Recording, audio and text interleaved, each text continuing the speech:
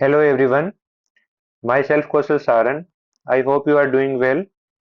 Today in this video, I am going to share with you my interview experience of RPSC Assistant Professor vacancy और इस vacancy में मैं 19th rank के साथ finally selected हूँ। इसकी कट ऑफ जो मेन लिस्ट की है वो इस प्रकार थी। सबसे पहले हमें इंटरव्यू लेटर मिलता है जब हमारे इंटरव्यू होने होते हैं।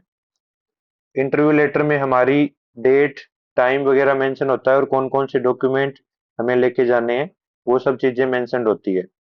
इस टाइम पर हमें 17 जून को मेरा इंटरव्यू था तो 9 बजे मुझे वहाँ रिपोर्टिंग टाइम था।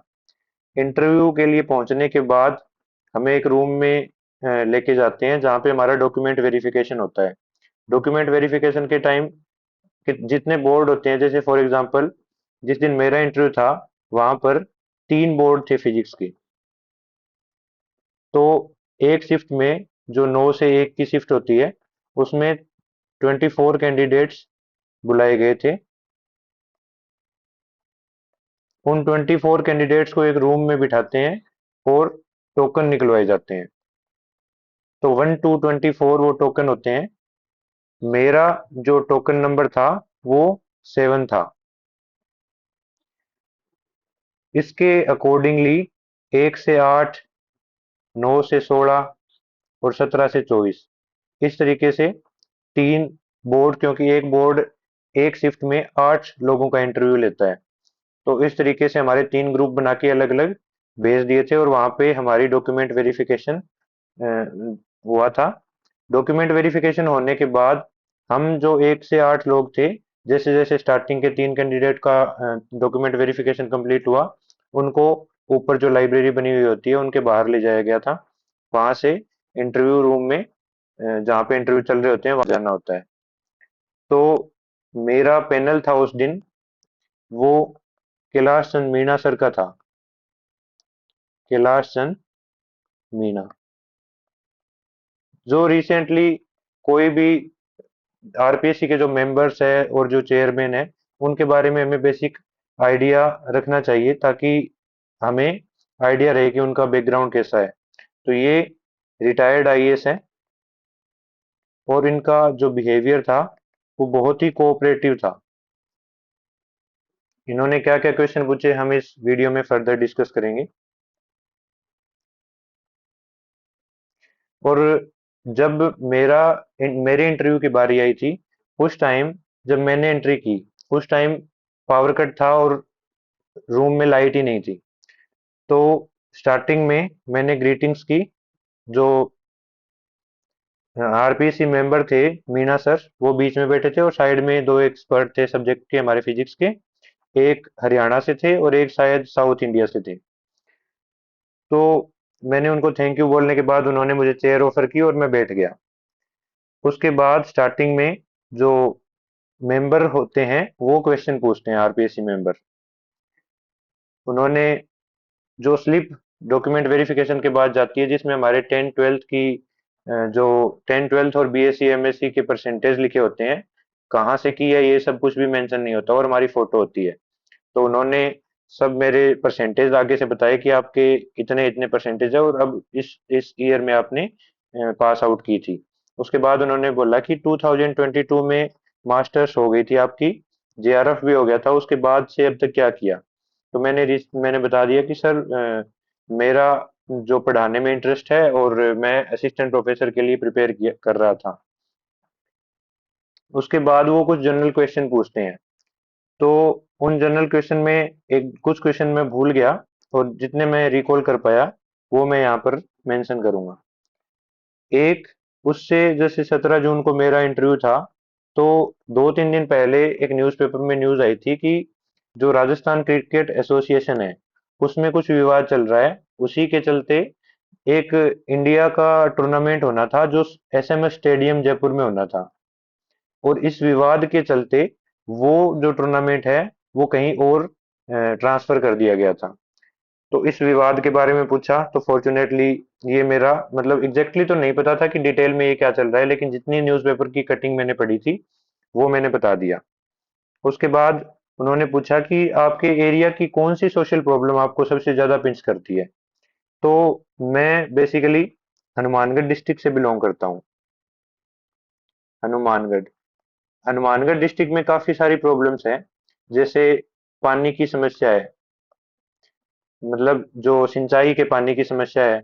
और क्योंकि ये पंजाब हरियाणा से इसकी बॉर्डर लगती है, इस वजह से एक जो नशा है वो भी एक प्रॉब्लम है। लेकिन उस टाइम मेरे ये दोनों प्रॉब्लम ध्यान में नहीं आई थी।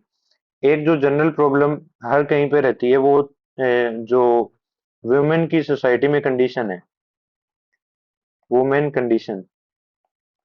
मैंने बोला कि सर, सोसाइटी में जितनी रेपुटेशन उनकी होनी चाहिए थी उतनी है नहीं। उसके बारे में इन्होंने फर्दर फिर अ, पूछा कि आपने इसके बारे में क्या किया है, मतलब इसको सुधारने के लिए आप क्या प्रयास करोगे। और उन्होंने मेरे को एक कंडीशन दी कि लेट सपोज आपकी मदर है, सिस्टर है, और वाइफ है, और ग्रैंड मदर है। इनको आप सीक्वेंस में अरेंज करो, या मतलब उन्होंने मेरे को चूज करने को बोला था कि कौन आपको सबसे ज्यादा पसंद है। तो मैंने चारों को ही बोला कि चारों का ही एक इंसान की लाइफ में अपना अपना रोल होता है, और मैं मतलब ऐसे सीक्वेंस में ऑर्डर नहीं करूंगा। फिर उन्होंने, जैसे क्योंकि मेंबर होते हैं वो और भी इंटरव्यू ले रखे होते हैं उनके, तो उनको आइडिया होता है। तो उन्होंने बोला कि ये जो चार मैंने बताए हैं, इनको रिलेट करो फिजन फ्यूजन जो तुम न्यूक्लियर फिजिक्स में पढ़ते हो। न्यूक्लियर फिजिक्स में जो फिजन फ्यूजन पढ़ते हो उससे रिलेट करो। तो मैंने ट्राई किया, जब मैं डेफिनेशन बोलने लगा फिजन की, तो उन्होंने मुझे रोका और बोला कि फिजिक्स मत बताओ, बस तुम रिलेट करो।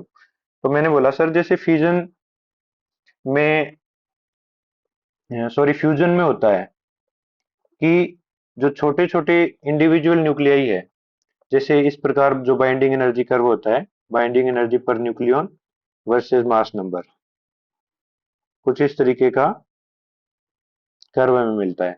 तो ये जो छोटे न्यूक्लियाई होते हैं वो मर्ज करके बड़े न्यूक्लियाई बनाते हैं, जो कि ज्यादा स्टेबल होते हैं। तो इसी तरीके से जो ये चार इंडिविजुअल पर्सन आपने बताए हैं फैमिली के, अगर ये एक दूसरे को सपोर्ट करे, और सपोर्ट करके मतलब एक एंटिटी बनाए जो एक दूसरे को हमेशा हेल्प करे, तो वो जो फैमिली है वो ज्यादा स्टेबल रहेगी। फिर वो ऐसे ही हंसने लग गए। उसके बाद उन्होंने कुछ और जीके के क्वेश्चन पूछे थे मेरे से। जैसे एक क्वेश्चन ये था कि जैसलमेर से वाया जोधपुर अगर हम उदयपुर तक जाएं तो कितने हेडक्वार्टर आएंगे। तो मैंने एक दो डिस्ट्रिक्ट के नाम याद किए, और उस टाइम क्योंकि वहां पर जाके जो सिचुएशन होती है उसमें हमें इजी चीज भी कई बार हम भूल जाते हैं उन लोगों के सामने। तो मैंने दो तीन डिस्ट्रिक्ट हेडक्वार्टर के नाम बताए और बोला कि सर, मैं अभी जीके के टच में नहीं हूँ, मैं फिजिक्स पढ़ के आया हूँ। क्योंकि जो पहले मैंने जितना भी सुना था उसमें यही था कि जीके ज्यादा नहीं पूछ रहे हैं, बस फिजिक्स पूछ रहे हैं। कुछ लोग टॉपिक दे रहे हैं सामने से, और कुछ पूछ रहे हैं कौन से टॉपिक पढ़ के आए हो। तो मैंने फिजिक्स ही अच्छे से पढ़ी थी, जीके नहीं पढ़ी थी। तो फिर इतने में मैंने जैसे बताया था कि मैंने जब स्टार्टिंग में एंट्री की थी तो लाइट नहीं थी रूम में, इतने में लाइट आ गई। तो जब मैंने ये बोला तो जो मीना सर थे उन्होंने ही बोला कि ये जो लाइट आई है इसके पीछे की फिजिक्स समझाइए कि कैसे क्या प्रोसेस हुई है। तो स्टार्टिंग में तो इसमें मैं पॉइंटिंग वेक्टर वगैरह रिलेट कर गया था कि सर इलेक्ट्रोमैग्नेटिक वेव ट्रेवल करती है। तो जो पास में ही जो हरियाणा के एक असिस्टेंट प्रोफेसर बैठे थे, तो मतलब प्रोफेसर थे कोई भी, उन्होंने बोला कि ऐसे आप गुमराह मत कीजिए, हम फिजिक्स के लोग बैठे हैं। मतलब ये फनी सा इंसिडेंट हो गया था मुझे भी, क्योंकि हम जब पढ़ते हैं इलेक्ट्रोमैग्नेटिज्म में तो ये एक वायर है, इसमें करंट आई फ्लो कर रही है, और ये कोई बैटरी से कनेक्टेड है, ये सिलेंड्रिकल शेप का वायर है। तब हम पढ़ते हैं कि इसका पॉइंटिंग वेक्टर क्या होगा। तो पॉइंटिंग वेक्टर बेसिकली इंटेंसिटी को रिप्रेजेंट करता है, और पॉइंटिंग वेक्टर होता है पावर पर यूनिट एरिया। तो मैं V I divide by 2 pi R L. तो यहाँ से हम ऐसे बोलते हैं कि जब वायर हीट अप कर रहा होता है तो पॉइंटिंग वेक्टर इसके इनसाइड डायरेक्शन में होता है, क्योंकि Poynting vector basically electromagnetic wave या फ्लो ऑफ एनर्जी को रिप्रेजेंट कर रहा है। लेकिन ये बेसिकली था नहीं। तो मैंने इनको एक्सप्लेन किया कि सर मैं ये गलत रिलेट कर गया था। बेसिकली ये जो लाइट आई है, ये चार्ज का जो फ्लो होता है, चार्ज का फ्लो, क्योंकि इलेक्ट्रॉन फ्लो करते हैं, इलेक्ट्रिक फील्ड उन पोटेंशियल डिफरेंस की वजह से, और इलेक्ट्रिक फील्ड जनरेट होता है, उसकी वजह से ये सारे इंस्ट्रूमेंट काम करते हैं। तो वो जो फिजिक्स वाले एक्सपर्ट थे, उन्होंने ही फिर आगे कंटिन्यू किया। उन्होंने मेरे को बोला कि आपने सर्कस देखा है कभी? तो मैंने बोला कि सर मैं सर्कस में तो कभी नहीं गया। तो उन्होंने बोला मूवीज वगैरह में देखा होगा। तो कुछ इस तरीके का उन्होंने मुझे एक्सप्लेन किया कि एक स्टूल पे एक आदमी बैठा रहता है, वो डंबल को अपने हाथ को फैला के फिर घूमता है, और जैसे जैसे वो आर्म को फोल्ड करता है तो उसकी स्पीड अप हो जाती है। तो उसके पीछे की फिजिक्स क्या है? तो मैंने ये बता दिया कि सर इसमें एंगुलर मोमेंटम कंजर्व रहता है। अ, मतलब इनिशियली और फाइनली एंगुलर मोमेंटम कंजर्व रहेगा। तो initially I and omega I moment of inertia finally, और फाइनल एंगुलर वेलोसिटी। तो जब बाहें फैलाई हुई थी तब मोमेंट ऑफ इनर्शिया ज्यादा था, इसलिए उसकी स्पीड या एंगुलर वेलोसिटी है वो कम थी। जैसे ही उसने आर्म को फोल्ड कर लिया, तो जो मोमेंट ऑफ इनर्शिया है जो रेजिस्ट करता है रोटेशनल मोशन, जैसे हम लीनियर मोशन में मास जो मोशन को रेजिस्ट करता है, उसी तरीके से रोटेशनल मोशन के अंदर मोमेंट ऑफ इनर्शिया रेजिस्ट करता है। तो इस केस में ये कम हो गया और ये बढ़ गया। ये मैंने एक्सप्लेन कर दिया। इसके बाद उन्होंने मेरे से सब्जेक्ट की चॉइस पूछी कि आप कौन कौन से सब्जेक्ट प्रिपेयर करके आए हो। तो मैंने उनको ये 3 सब्जेक्ट बताए थे: solid state physics, quantum mechanics, atomic and molecular physics. तो जैसे हमारी आदत होती है, मतलब मैं ये चीज पहले ही ध्यान करके गया था कि हमें सब्जेक्ट का नाम है कंप्लीट बोलना होता है। कुछ ऐसे जैसे हम नॉर्मली बोलते हैं एसएसपी, क्वांटम, एटॉमिक, ऐसे बोलते हैं, तो ऐसे सब्जेक्ट के नाम पूरे बोलने चाहिए। उसके बाद सॉलिड स्टेट फिजिक्स से ही उन्होंने स्टार्ट किया। उन्होंने बोला कि सॉलिड स्टेट फिजिक्स में हम होल इफेक्ट पढ़ते हैं, उसके बारे में वो क्या होता है उसको थोड़ा समझाइए। तो उसके बारे में मैंने बताया कि सर होल इफेक्ट बेसिकली होता है जब किसी कंडक्टर को मैंने किसी मटेरियल बोला था कि किसी मटेरियल को हम जो जिसमें करंट फ्लो हो रहा है, लेट सपोज करंट इस डायरेक्शन में फ्लो हो रहा है, उसके ऊपर परपेंडिकुलर मैग्नेटिक फील्ड लगाते हैं, तो उसके अंदर एक ट्रांसवर्स वोल्टेज जनरेट हो जाती है। इस इस इफेक्ट को ही, ये ट्रांसवर्स वोल्टेज जो जनरेट हो रही है, इस इफेक्ट को ही होल इफेक्ट बोलते हैं। और ये जो वोल्टेज जनरेट हो रही है, इसको हम होल वोल्टेज बोलते हैं। तो उन्होंने बोला कि आपने बोला करंट कैरिंग मटेरियल, तो ये मटेरियल किस टाइप का होना चाहिए? तो मैंने बोला सेमीकंडक्टर हो सकता है या फिर मेटल हो सकता है। तो वो मेटल वाले पे बोला कि मेटल कैसे हो सकता है? तो हमें ये ध्यान रखना चाहिए, जो होल कोफिशिएंट होता है R H divide by N E होता है, 1/n e। जो मेटल्स होती है, मेटल में नंबर ऑफ जो चार्ज कैरियर है वो बहुत ज्यादा होते हैं। इस वजह से जो होल कोफिशिएंट है वो हम मेजर नहीं कर सकते प्रॉपरली। तो इसीलिए ये ध्यान रखना है कि होल इफेक्ट जो होता है वो बेसिकली सेमीकंडक्टर्स के लिए ही होता है, क्योंकि ये पी टाइप और एन टाइप में डिफरेंशिएट करता है। पी टाइप में होल कोफिशिएंट पॉजिटिव आता है और एन टाइप में होल कोफिशिएंट नेगेटिव आता है। तो उसके बाद उन्होंने मुझे बोला कि ये जो होल वोल्टेज आती है, इसमें ट्रांसवर्स वोल्टेज जनरेट होती है, इसका फॉर्मूला आता है, वो आप डेराइव करके दिखाइए। और उसके बाद का मेरा जो पूरा इंटरव्यू है वो बोर्ड पे चला था। तो बोर्ड पर जब अ, मैंने कुछ इस तरीके से ये मेटल या सेमीकंडक्टर, सॉरी, इसको बनाया एक्स डायरेक्शन में, और एक कोऑर्डिनेट सिस्टम बताया कि सर इस डायरेक्शन में एक्स डायरेक्शन है और ये वाई डायरेक्शन है। करंट जो है वो एक्स डायरेक्शन में फ्लो कर रहा है, तो करंट डेंसिटी हो जाएगी NeV(x). और एक मैग्नेटिक फील्ड इस तरीके से बनाया, ये मैग्नेटिक फील्ड है के कैप डायरेक्शन में। तो जब मैंने ये साइन बनाया, तो उन्होंने बोला कि ये साइन किसका है जो मैग्नेटिक फील्ड के लिए आपने बनाया है? तो मैंने बोला कि सर ये आउटसाइड ऑफ द पेज है। तो इनसाइड के लिए क्या होगा, तो मैंने बोला सर क्रॉस से दिखाना पड़ेगा। तो बोले ठीक है। और इस तरीके से अगर इलेक्ट्रॉन फ्लो कर रहे हैं तो इलेक्ट्रॉन पर एक फोर्स लगेगा।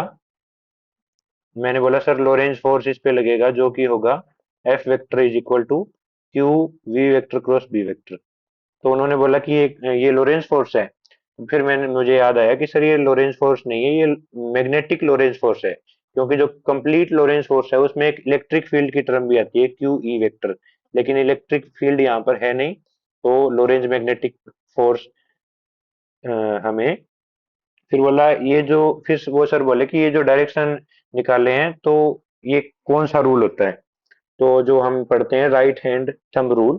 फिर उन्होंने मेरे से फ्लेमिंग का जो रूल होता है, Fleming left hand right hand thumb rule. तो यहाँ से हमें ये चीज देखने को मिलती है कि इंटरव्यू की जो स्टार्टिंग है वो मैंने बता दी कि सॉलिड स्टेट फिजिक्स से पूछ लीजिए। उसके बाद की जो बातें चल रही है वो जो मैं बोले जा रहा हूँ उन्हीं में से वो क्वेश्चन पुट अप कर रहे थे। तो ये राइट हैंड थंब रूल है, फ्लेमिंग के right hand left hand thumb rule, ये इनके बारे में मुझसे पूछा। फिर इसके आगे ये जब मैंने करंट डेंसिटी का फॉर्मूला लिखा तो यहाँ पे इन्होंने पूछा कि वी एक्स क्या है। तो मैंने बताया कि सर ये ड्रिफ्ट वेलोसिटी है, क्योंकि जब हम किसी भी मटेरियल को उसमें इलेक्ट्रिक फील्ड बाहर से लगा देते हैं, वोल्टेज लगा देते हैं, तब जो फोर्सफुली इलेक्ट्रॉन मूव करते हैं वो ड्रिफ्ट वेलोसिटी होती है। फिर उन्होंने मुझसे पूछा कि इसकी वैल्यू क्या होती है। तो मैंने बोला सर ये मिलीमीटर पर सेकंड वैल्यूज की होती है। तो बोले कि जो रैंडम वेलोसिटी होती है इलेक्ट्रॉन की, जब हमने वोल्टेज नहीं लगा रखा तब उसकी वैल्यू क्या होती है। तो मुझे एग्जैक्टली तो नहीं याद था, मैंने ऑर्डर बताया कि सर 10⁵ मीटर पर सेकंड की होती है, जो कि काफी ज्यादा होती है। वो ड्रिफ्ट वेलोसिटी होती है वो काफी कम होती है, मिलीमीटर पर सेकंड, यानी कि 10⁻⁻⁴ मीटर पर सेकंड रेंज की होती है। फिर जब हम ये जो इक्विलिब्रियम आएगा इसमें कि यहाँ पर इलेक्ट्रॉन एक्यूमुलेट हो जाएंगे और यहाँ पे पोल्स। तो इक्विलिब्रियम कंडीशन के अंदर इस ये वाला जो इलेक्ट्रिक फील्ड लग रहा है वाई डायरेक्शन में, क्यू ई वाई, ये वाला फोर्स जो लोरेंज मैग्नेटिक फोर्स है, Q V B, V X B Z, इससे इक्विलिब्रियम में ये दोनों इक्वेट कर जाएंगे, यानी कि E Y is equal to V X into B Z. फिर हम ई वाई को लिख देंगे कि होल वोल्टेज होता है वो V E Y into D, D इसकी विड्थ है ये।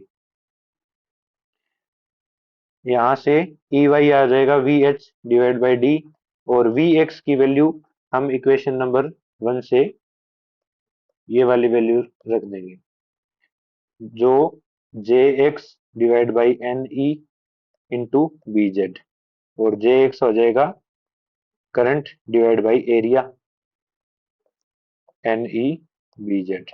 तो ये होल वोल्टेज का फॉर्मूला आ जाएगा I B divide by N E D.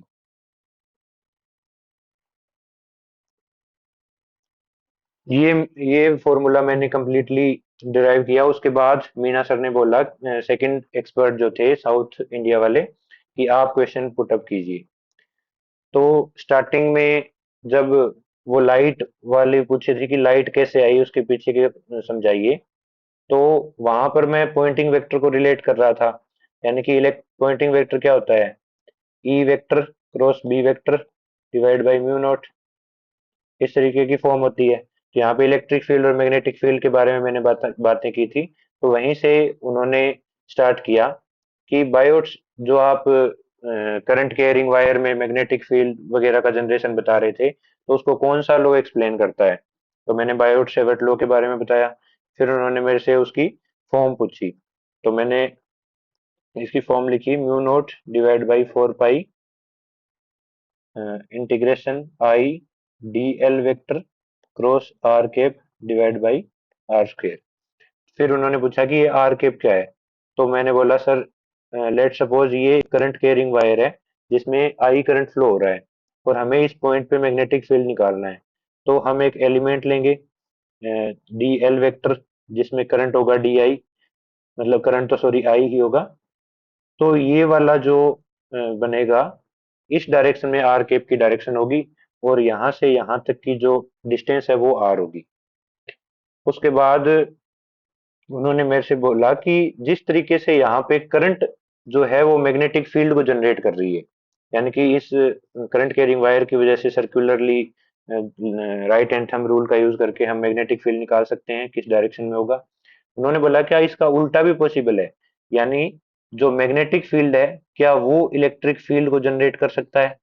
तो मैंने बोला सर ऐसा हो सकता है अगर जो मैग्नेटिक फील्ड है वो टाइम वेरिंग मैग्नेटिक फील्ड हो।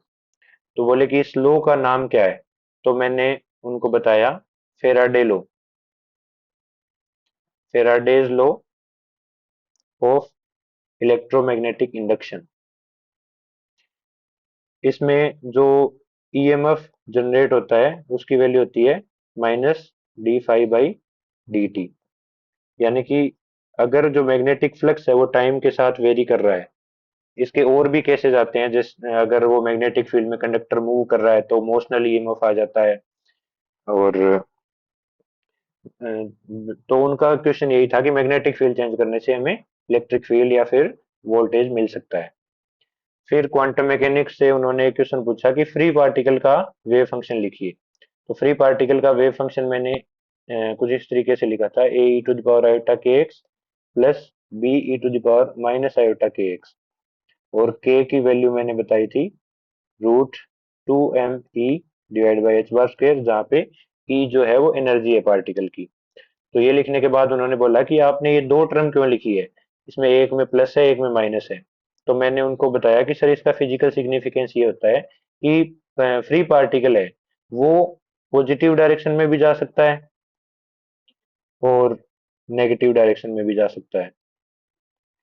उसकी दोनों पॉसिबिलिटीज को ही हम सुपरपोजिशन के रूप में लिखते हैं, और अलग अलग जो टर्म्स है उन दोनों में अगर हम मैग्नेट जो मोमेंटम ऑपरेटर लगाएंगे तो पॉजिटिव डायरेक्शन वाला जो पॉजिटिव साइन वाला है उसमें प्लस एच बार इंटू के मोमेंटम आएगा, और दूसरे वाले में आएगा माइनस एच बार के, यानी कि नेगेटिव मोमेंटम दिखा रहा है कि पार्टिकल नेगेटिव डायरेक्शन में मूव कर रहा है। उसके बाद मीना सर ने मुझे बोला कि आप अपना मार्कर रख दीजिए, बंद कर दीजिए, आपका इंटरव्यू हो गया। फिर जब मैं वापस आया तो उन्होंने बोला कि शायद मार्कर बंद नहीं हुआ क्योंकि उसकी आवाज़ नहीं आई थी। मैंने दोबारा जाके चेक किया और बोला कि सर मैंने बंद कर दिया था। तो उन्होंने मैंने उनको तीनों को अलग से थैंक यू बोला और बाहर आ गया। तो इंटरव्यू स्टार्टिंग में जैसे मेरे दोस्त वगैरह थे, उन्होंने जो मेरे को फीडबैक दिया था वो था कि जीके इस बार नहीं पूछ रहे, ज्यादा सब्जेक्ट ही पूछ रहे हैं। और सब्जेक्ट में ये हो रहा है कि कुछ कुछ जो पैनल मेंबर है वो चॉइस नहीं दे रहे, खुद से ही जो टॉपिक दे रहे हैं कि ये पढ़ाइए। तो मैं फिजिक्स अच्छे से पढ़ के गया था, जीके बिल्कुल भी नहीं पढ़ के गया था। लेकिन मेरे केस में जब तक लाइट नहीं आई तब तक उन्होंने मुझे बोर्ड पे नहीं भेजा, क्योंकि अंधेरे में कैसे भेजते। तो उन्होंने मेरे से जो बिठा के जीके ही डिस्कस किया। और जीके में कुछ क्वेश्चन एक दो जब उन्होंने एक दो चीजें और भी पूछी थी कि मोरल एंड एथिक्स में क्या डिफरेंस होता है, मतलब कुछ क्वेश्चन और भी थे जो मुझे नहीं आए थे। मैंने काफी क्वेश्चन में सॉरी भी बोला था। लेकिन जब फिजिक्स की बारी आई तब मैंने अच्छे से चीजें एक्सप्लेन की थी। और बीच में जब मैं सॉरी बोल रहा था या मुझे जो क्वेश्चन नहीं आ रहे थे उनमें जो ऐसे कॉन्फिडेंस लूज नहीं करना होता। कई बार हम प्रिपेयर करके जाते हैं, वो चीजें इंटरव्यू में नहीं होती। अगर वो टॉपिक रेंडमली भी देते फिजिक्स में तो भी मैं एक्सप्लेन कर देता, क्योंकि फिजिक्स मैंने कंप्लीट पढ़ी थी इलेक्ट्रॉनिक्स वगैरह को छोड़ के। तो इस जो मैंने चीजें बताई है उसका मोरल यही है कि कॉन्फिडेंट रहो, चाहे इंटरव्यू आपके जैसे चल रहा हो या ना चल रहा हो। क्योंकि एक बार जब आप टॉपिक बता भी दोगे उसके बाद क्वेश्चन वो नहीं होंगे जो आप प्रिपेयर करके गए हो। उसके क्वेश्चन वहां उसके बाद जो क्वेश्चन होंगे वो वहां से बनेंगे जो आप बोल रहे हो। तो ये सब चीजें सिचुएशनल होती है, और कौन सी चीजें इम्प्रेस करेगी उनको, ये सब भी सिचुएशनल है कि आपका प्रेजेंस ऑफ माइंड उस टाइम कैसा है। आप बस ये पैनिक लेके नहीं जाएं कि मेरे से जीके पूछ लिया तो क्या होगा। बस जो चीजें आपको नहीं आए उसमें ऑनेस्टली सॉरी बोलना है। जैसे मैंने उनको बोला कि सर मैं जीके के टच में नहीं हूँ, फिजिक्स के मैं फिजिक्स ही पढ़ के आया हूँ। तो जो हरियाणा वाले प्रोफेसर थे उन्होंने ऐसे हरियाणवी स्लैंग में बोला कि ऐसे घनी फिजिक्स पढ़ रहा है तू आजकल, चल तेरे से फिजिक्स पूछते हैं फिर। तो वहां पर ऐसे पैनिक नहीं करना होता कि पता नहीं क्या फिजिक्स पूछ लेंगे, क्योंकि रैंडम क्वेश्चन अगर हम किसी प्रोफेसर से किसी से भी पूछेंगे, जरूरी नहीं वो बता पाए।